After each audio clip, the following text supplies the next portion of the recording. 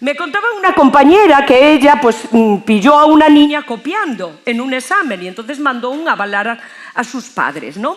Cuando llegó el martes, que es el día de las tutorías, o sea, el día que los padres vienen a hablar con los profesores, los padres de esta niña, los dos, se presentaron sin tener cita para hablar con la profesora. La profesora le dijo, bueno, ya tengo unos padres esperándome en mi clase, porque ellos han pedido cita y vosotros no, y ellos le dijeron, bueno, solo van a ser 5 minutos.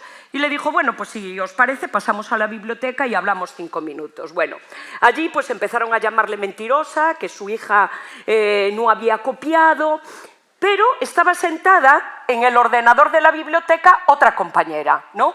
Y esa compañera dice que se sintió tan mal que se levantó y que le dijo, mira, perdona, esto no va conmigo, pero te digo, en primer lugar, deja de invadir el espacio personal de mi compañera, porque estás encima de ella. Ella me dice que le estaba así.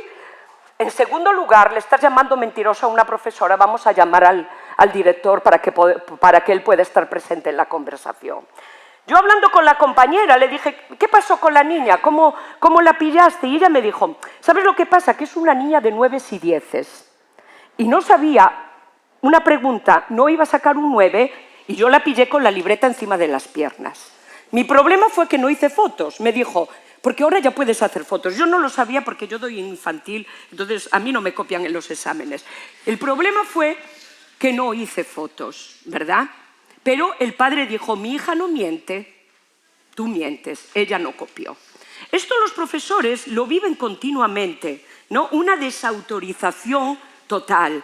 Pero si nosotros le preguntáramos a las enfermeras y tal vez a los médicos que hay entre nosotros, ellos podrían decir muchas experiencias que han pasado donde también los han desautorizado y los han tratado de una manera que no corresponde para nada.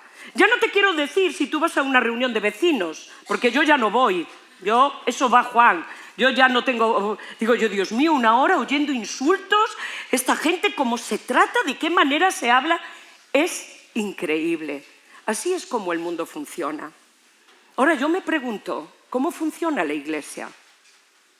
Porque lo vemos mal que lo haga el mundo, pero ¿qué sentirá alguna de las personas que viene a alguna de nuestras reuniones y tal vez ve cómo nos tratemos?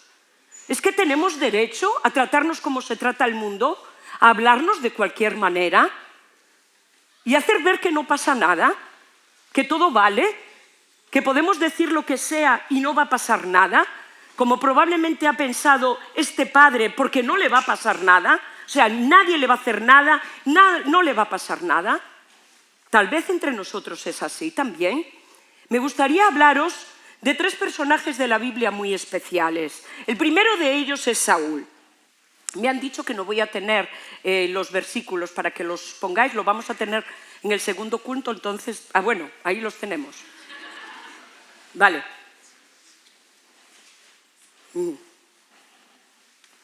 Voy a empezar con 1 Samuel 10:1. Seguirme a mí porque no sé si los de atrás están bien. Dice en 1 Samuel 10:1, entonces Samuel tomó un frasco de aceite de oliva y lo derramó sobre la cabeza de Saúl.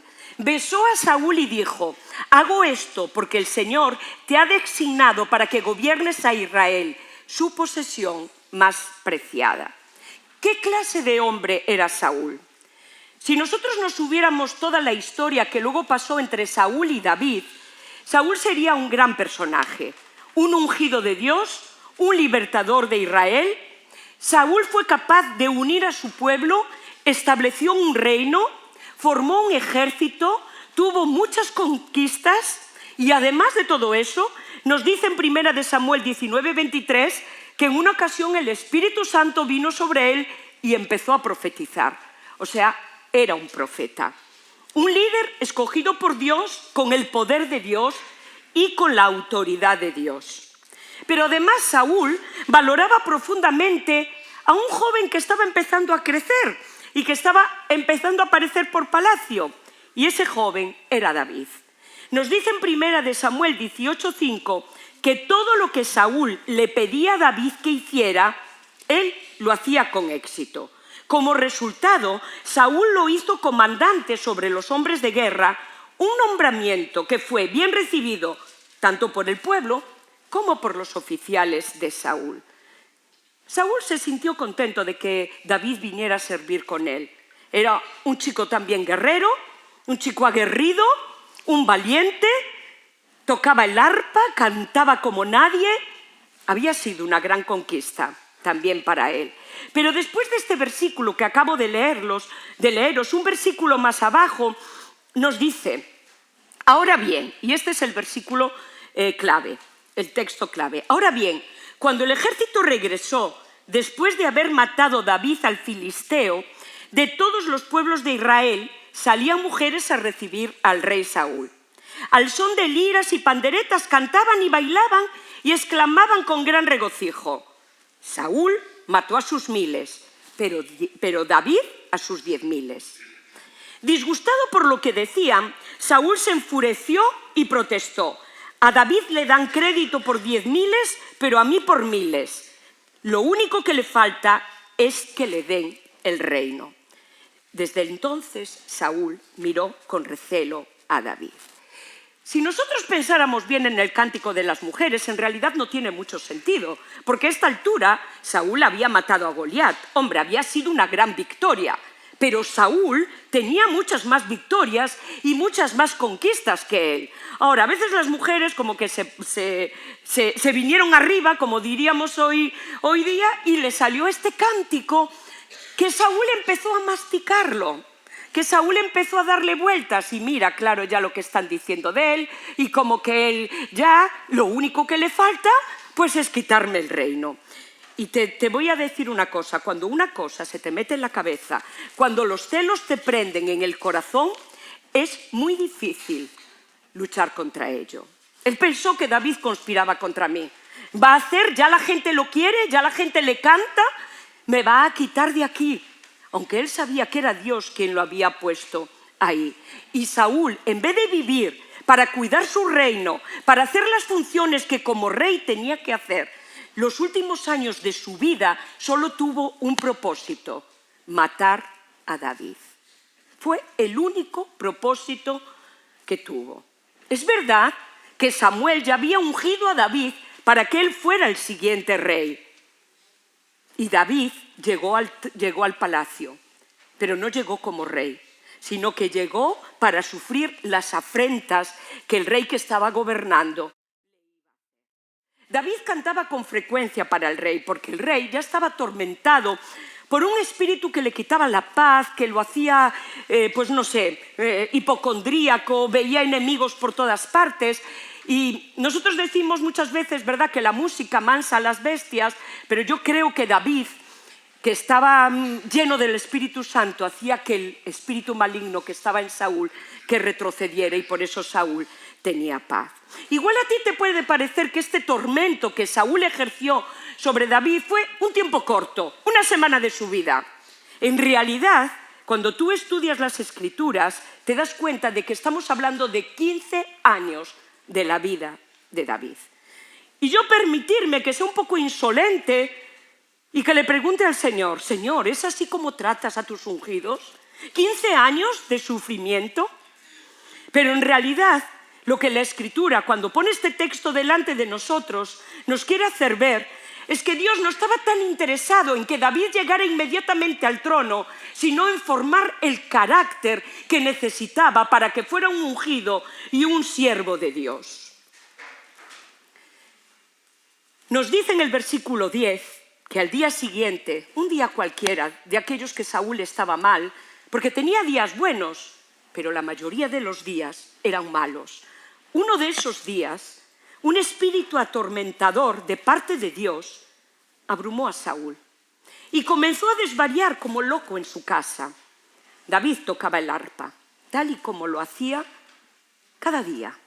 Pero Saúl tenía una lanza en la mano y de repente se la arrojó a David tratando de clavarlo en la pared. Pero David lo esquivó 2 veces. 2 veces le lanzó, ¿verdad?, la lanza para matarlo, no para asustarlo, no para hacer un juego bonito, no para decir, estamos aquí aburridos, vamos a entretenernos, mira qué bien sé lanzar. No, lo quería clavar en la pared.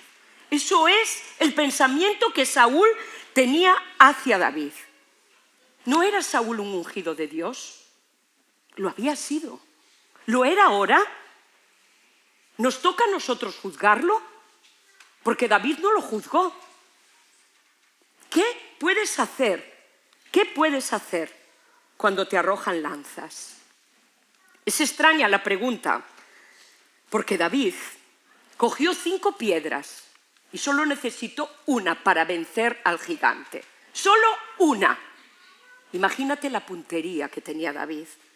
A David no le hubiera costado ningún trabajo coger aquella lanza que le habían mandado, lanzarla contra Saúl y matarlo inmediatamente. Nadie hubiera podido decir nada. Hoy diríamos que era legítima defensa. Al día siguiente David sería rey. Pero ¿qué rey sería David? ¿Qué rey sería David? ¿Tenía derecho David al trono? Lo tenía porque Dios lo había escogido. Pero ¿cómo tenía que llegar al trono? Porque a veces no es tan importante lo que Dios te ha encomendado, sino lo que haces para llegar a ese proyecto que Dios ha puesto en tu vida. ¿Qué hizo David? ¿Qué hizo David? Esquivó la lanza. Si David hubiera cogido la lanza, yo hoy pensaría de él: qué hombre más valiente, cómo sabe oponerse a los que hacen daño. Es que ¿qué se merece Saúl? Es un defensor de la verdad, un guardián de la antorcha, un descubridor de toda herejía. A David no lo va a injuriar cualquiera, a David no lo va a machacar cualquiera. Él es el rey, el futuro rey, y tiene todo el derecho. David, hoy diríamos, David, es lo que tienes que hacer. Es lo que hace nuestra sociedad. Se defiende y ataca más fuerte. No le lances una lanza, lánzale y arrójale todo lo que tengas en tus manos, porque Él es el que te ha provocado. ¿Y sabes por qué pensamos esto? Porque todos tenemos un Saúl en nuestro corazón. Todos tenemos un Saúl, ¿verdad?, incubándose. Si todavía no lo tienes, se está ahí incubando. Y la mayoría de las veces lo alimentamos con la ira, con el rencor, y va creciendo, y va creciendo, y va creciendo. Y cada vez se hace más fuerte. Cada vez tienes más derechos, cada vez las ofensas son mayores. Cada vez hay más gente a tu alrededor que te dice: defiéndete porque estás en tu derecho. Pero lo que hizo David fue seguir adorando a Dios. Siguió con el arpa en su mano, haciendo lo que sabía hacer: cantar para el Señor. ¿Cómo puedes hacer que las lanzas no atraviesen tu corazón? Primero, olvídate de usarlas. Olvídate de usarlas. Que esto nunca esté en tu mente, ni en tu corazón, ni en tu espíritu. Dios no te da derecho a usar las lanzas, aunque te las arrojen de la peor manera posible. Apártate de la compañía de los lanceros. Porque cuando te arrojan lanzas va a haber mucha gente que te diga: defiéndete, y a veces la gente de tu familia no te va a entender y también te lo va a decir: defiéndete, ¿por qué te callas? ¿Por qué no has callado a aquella persona si tú sabes esto y aquello? ¿Por qué no lo hiciste callar delante de todos? Y mantén tu boca herméticamente cerrada. Mantén tu boca herméticamente cerrada. Qué poco le hubiera faltado a David para convertirse en otro arrojador de lanzas. Y tú te das cuenta que a veces nos convertimos en aquello que odiamos. ¿No te ha pasado a veces que tú dices: yo no quiero hacer esto que hacían mis padres, o que hacía mi padre, o que hacía mi madre? Y un día te paras y dices: wow, estoy haciendo lo mismo que hacía mi madre, que a mí no me gustaba, y yo estoy haciendo lo mismo. A veces no nos gustan los que arrojan lanzas y nos levantamos contra ellos. Y no nos damos cuenta que nosotros estamos muy cerca de ser como ellos. Nadie puede ponerse en la posición de juez. Es una posición que no te corresponde a ti ni me corresponde a mí. Está fuera de la legalidad. El único que es juez es Jesús. Y es el único que puede juzgar y que se puede levantar contra un hermano y decir: esto está bien, esto está mal. Ni tú y yo tenemos ese derecho. Hay gente que piensa que su misión es cazar Saúles y cazar la gente que hace las cosas mal. Pero no es así. No aparece en ninguna parte de las Escrituras. Y quiero que entiendas una verdad que es fundamental. Ningún Saúl te puede robar lo que Dios ha preparado para ti. Saúl no le pudo robar ni quitar el trono a David, porque Dios ya lo tenía preparado para David. Toda bendición, todo proyecto de ministerio que Dios haya preparado para ti, no te lo va a quitar nadie. No pelees, no luches, no merece la pena, porque Dios ya lo tiene guardado para ti. Si David hubiera cogido la lanza, como os dije, se hubiera convertido en rey, pero ¿estaría Dios en su corazón? ¿Ocuparía Dios el primer lugar? ¿Qué tipo de rey hubiera sido? La venganza forma parte de tu ADN y forma parte de mi ADN, ¿verdad? Cuando algo me molesta, yo digo, ¿y qué vamos a hacer? Y Juan Marcos dice, nada.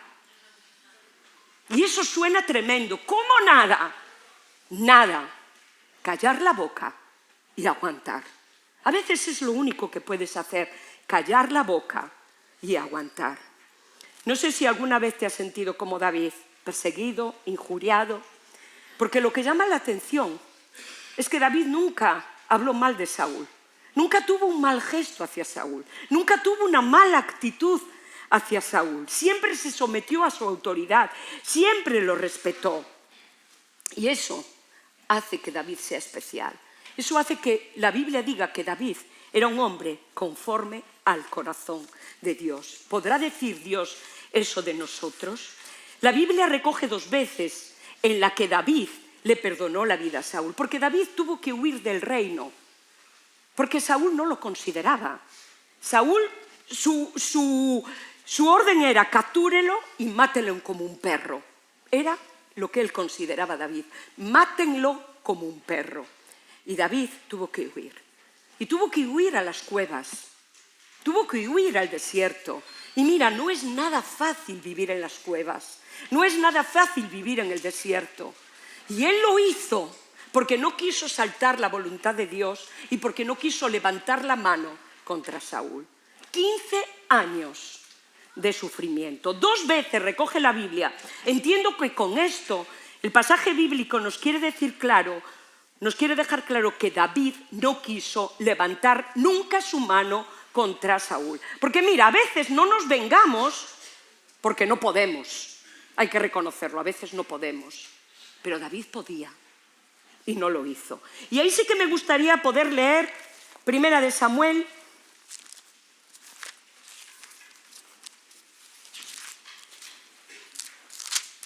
24, del 1 al 6. Después de que Saúl regresó de pelear contra los filisteos, se le informó que David se había ido al desierto de Engadi. Entonces Saúl escogió 3.000 soldados selectos, o sea, lo mejor de todo Israel, y fue en busca de David y de sus hombres cerca de los peñascos de las cabras salvajes. En el lugar donde el camino pasaba por algunos rediles, Saúl entró a una cueva para hacer sus necesidades, porque era rey, pero tenía sus necesidades. Pero resultó que David y sus hombres estaban escondidos más adentro de esa misma cueva. Un pasaje que vosotros conocéis, pero yo quiero leerlo. Le dicen los voceros que están alrededor de David, ahora es tu oportunidad. Hoy el Señor te dice, te aseguro que pondré a tu enemigo en tu poder para que hagas con él lo que desees. Y aquí se levanta el David que tiene el corazón conforme a Dios. Entonces David se acercó sigilosamente y cortó un pedazo del borde del manto de Saúl, pero comenzó a remorderle la conciencia por haber cortado el manto, solo el manto, y le dijo a sus hombres, que el Señor me libre de hacerle tal cosa a mi señor el rey. No debo atacar al ungido del Señor, porque el Señor mismo lo ha elegido. Que el Señor me libre. Si esta escena nos parece poco, un capítulo más adelante, en el 26, vamos a tener una escena también parecida. Ahí va a ir David y uno de sus militares, Abisai, al ejército enemigo de Saúl, y nos dice... Entonces David y Abisai fueron directo al campamento de Saúl y lo encontraron dormido, con su lanza clavada en tierra junto a su cabeza. O sea, ya la lanza estaba allí al lado. Los Saúles a veces tienen que vivir con la lanza clavada ahí cerca, la tienen que tener siempre cerca. Abner y los soldados estaban dormidos alrededor de él. Y otra vez los voceros le dicen, esta vez, sin duda alguna, Dios te ha entregado a tu enemigo. Le susurró a Abisai, que era uno de sus oficiales, uno de sus amigos. Déjame que lo clave en la tierra con un solo golpe de mi lanza. No hará falta darle dos. Estaba valiente Abisai, ¿verdad? No, dijo David, no lo mates, pues ¿quién quedará inocente después de atacar al ungido del Señor? Seguro que el Señor herirá a Saúl algún día, o morirá de viejo o en la batalla. El Señor me libre que mate al ungido de Dios. Dos veces, pareciera que Dios le puso a Saúl ahí delante de él, pero él no quiso tomar venganza. Al final, ¿sabéis la historia? David llegó a ser rey, ¿verdad? Porque es lo que Dios había dicho, que iba a llegar a ser rey. David tuvo sus luces y sus sombras en su reinado. Fue un rey muy guerrero, de grandes conquistas. Perdonad un momento, porque mi bomba, como no le haga caso, no calla. Vale, pues fue un gran guerrero, pero tuvo sus luces y sus sombras. Y ahora nos encontramos con que David es mayor ya. Y este pasaje me duele profundamente en el corazón. Y ahora cuando lo estaba meditando, es que todavía me dolía más.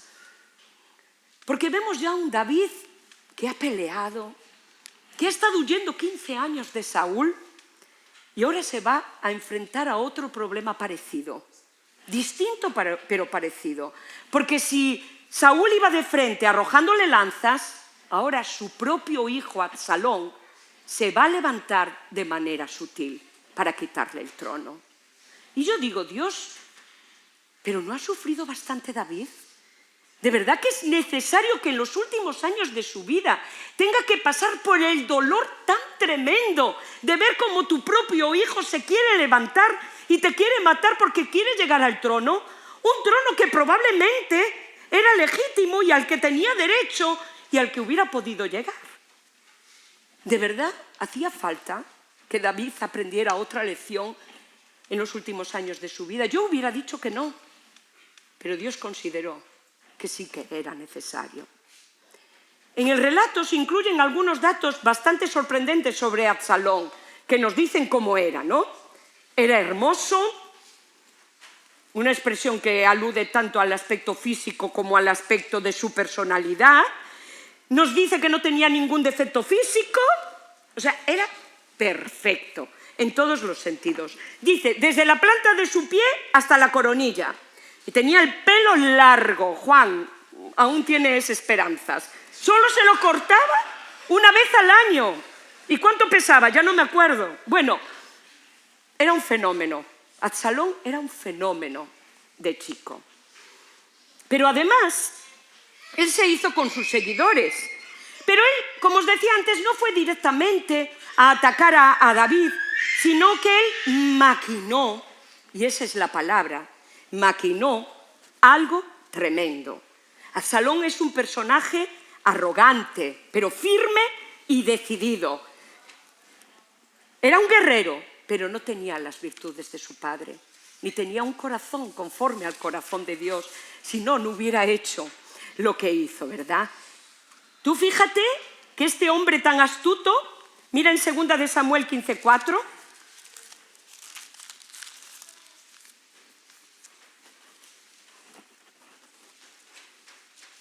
podemos leer ya el 2.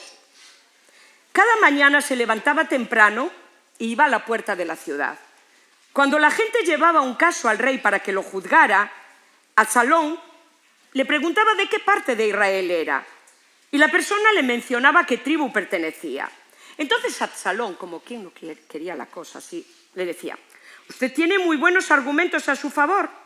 Es una pena que el rey no tenga disponible a nadie para que le escuche. Qué lástima, yo no soy juez. Si lo fuera, todos podrían traerme sus casos para que los juzgara y yo le haría justicia. A ver, no está criticando directamente a David, como muchas veces hacemos nosotros, pero veladamente deja una sombra. Mira, David ya no está por la labor, ya no te va a poder atender. Si yo estuviera aquí al frente, yo sí que te escucharía. Yo sí que tengo tiempo, yo sí que estaría por el caso. Qué manera tan sutil de hacer las cosas, tan peligrosa y tan tremenda de tu propio hijo. Qué tremendo. Y es más, cuando alguien, no me digáis que esto no es de película, cuando alguien trataba de inclinarse ante él, no lo permitía, le decía, no, no, por favor, no, no, yo no soy el rey, no te inclines delante de mí. En cambio, lo tomaba en la mano y lo besaba. Absalón hacía esto con todos los que venían al rey por justicia y de este modo robaba el corazón de todo el pueblo de Israel. Esto no disculpa que David ya estaba en las suyas, estaba con sus muchos quehaceres, con sus muchas cosas donde no tenía que estar metido, pero ¿quién le mandó a Absalón ponerse como juez? ¿Quién le mandó a Absalón sembrar una duda razonable sobre la capacidad de su padre? ¿Verdad? ¿Qué hizo David otra vez? ¿Qué hizo David? ¿Sabéis lo que hizo David? Absolutamente nada. Absolutamente nada. Yo creo que si mi hijo, el hijo de este que dijo Juan Marcos, que nunca llegó a casa diciendo qué orgulloso estás de sacar estas notas, nunca lo hizo, que nadie piense eso de Esteban, nunca lo hizo. Si mi hijo se atreviera a hacer eso, yo creo que ahí no me callaría ya. David no hizo absolutamente nada. Pero David, ¿cómo permites que te esté haciendo esto? ¿Cómo permites que te esté usurpando el trono? Probablemente David pensaba, no luché para ser rey, ni voy a luchar para permanecer en el reinado. Buscó la voluntad de Dios y estaba preparado para lo que pudiera venir. Le dio plenos poderes a Dios. Si Dios quiere que me vaya, me voy a ir. Y si va a utilizar a Absalón, yo me voy. No me voy a pegar al reino, no me voy a pegar al trono. El trono no es mío, ni para poseerlo, ni para ocuparlo, ni para protegerlo, ni para conservarlo. El trono es del Señor. Y yo creo que este es un mensaje claro. El trono no es mío, ni para poseerlo, ni para ocuparlo, ni para protegerlo, ni para conservarlo. El trono es del Señor. No será un estorbo para Dios. En vez de trono, pon lo que tú quieras ahí. El ministerio no es mío, la iglesia no es mía, la familia no es mío. Pon lo que quieras, porque es del Señor, no tuya. ¿Y sabes lo que hizo David? Se fue. David se fue. Otra vez volvió a dejar la ciudad. Y para más Sinri, que ya es el colmo de los colmos, un paisano que pasa por allí, nos dice en 2 de Samuel 16, llamado Simeí, que era de la familia de Saúl, empezó a arrojarle piedras cuando el pobre David se estaba yendo. Empezó a arrojarle piedras a él y a los guerreros. Y su general, Abisai, le dijo a David, ¿cómo es posible que este perro muerto maldiga a mi señor el rey? Déjame ir y cortarle la cabeza. Bueno, ya veis que David tenía muchos hombres que estaban dispuestos a pelear. No lo tenía que hacer. ¿Y qué dice David? ¡Wow! Si yo tuviera a alguien que me está tirando piedras encima, ¿qué le dice David? ¿Qué os suponéis que le dice David? No. ¿Quién te pidió tu opinión? Le dice Abisai. Si el Señor le dijo que me maldijera, ¿quiénes son ustedes para detenerlo? Y nos dice el texto que el paisano iba en un carro detrás de David, maldiciéndole, arrojándole piedras y arena. Que no sé qué será peor, la arena o las piedras. Y David ahí lo aguantó. ¿Tú entiendes? Porque David tiene el corazón conforme al corazón de Dios. A pesar de que cometió pecados horrendos, era un hombre conforme al corazón de Dios. Yo cuando veo a David me quedo asombrada y me quedo maravillada. Si yo hubiera tenido tantas armas como él, tantos hombres a mi alrededor dispuestos a defenderme, os aseguro que Absalón hubiera muerto antes y ese que le perseguía, no te quiero decir lo que hubiera pasado con él. Pero Dios me dice, lo que me interesa es tu corazón. Lo que me interesa es que no te conviertas en un Saúl. Cualquiera arroja lanzas, pero pocos saben esquivarlas y mantenerse fieles a su Señor. Lo que me interesa es que tú hagas lo mismo que hizo mi hijo. ¿Y qué hizo Jesús? Jesús, en 3 años que tuvo de ministerio, aprendió más que nadie acerca de la pobreza, acerca de los conflictos familiares, aprendió del repudio social, de la injuria verbal, aprendió de la traición, aprendió del dolor, lo que nosotros nunca, ni David, podremos aprender. Aprendió lo que se siente cuando le acusan a uno falsamente. Aprendió lo que es que te dejen las marcas de la huella de la mano en la cara. Aprendió lo que se siente cuando un látigo con púas de metal estalla en tu espalda. Aprendió lo que se siente cuando un tosco clavo penetra tus músculos, tendones y huesos. Aprendió lo que se siente cuando te traspasan con una lanza. Pero no te equivoques. Esas lanzas no las estaban arrojando los soldados que estaban allí. Esas lanzas se las estábamos arrojando tú y yo, porque Jesús murió en la cruz por ti y por mí. ¿Y qué hizo el Hijo de Dios? No abrió su boca. Como cordero fue llevado al matadero para cumplir la voluntad de Dios. ¿Y tú y yo qué hacemos con las lanzas que nos arrojan? ¿A quién nos parecemos? ¿A David? ¿A Jesús? ¿O hacemos que nuestro Saúl, que está dentro de nosotros, crezca y lo alimentamos y nos juntamos con otros Saúles y ya hacemos la mayor conquista? Y a lo mejor no nos damos cuenta que estamos luchando contra el ungido de Dios. Me gustaría que te os pusierais en pie.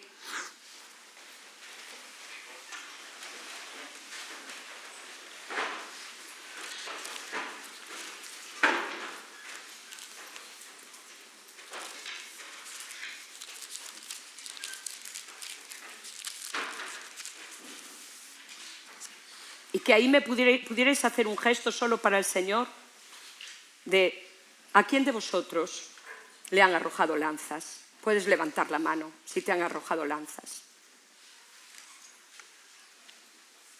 Pocos, ¿eh?